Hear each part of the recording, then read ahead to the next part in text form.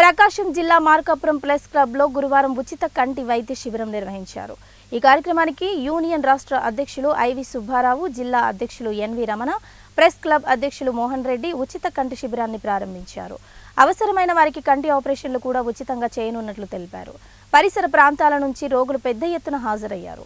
ఈ కార్యక్రమానికి విలేకరులందరూ పాల్గొన్నారు।